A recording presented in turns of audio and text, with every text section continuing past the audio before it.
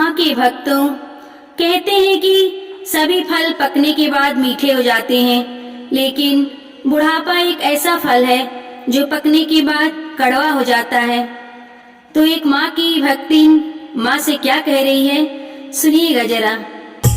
मेरी शेरों वाली माँ, बुढ़ापा मुझे मत देना। मेरी शेरा वाली माँ, बुढ़ापा मुझे मत देना।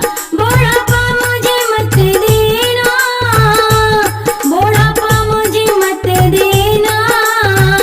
मेरी शेरों वाली माँ, बुढ़ापा मुझे मत देना। मेरी शेरा वाली माँ, बुढ़ापा मुझे मत देना।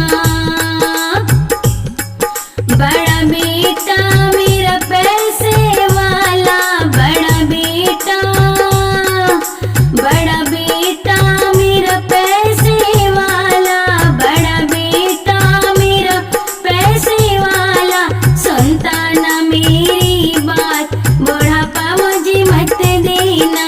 मेरी शेरा वाली माँ, बुढ़ापा मुझे मत देना।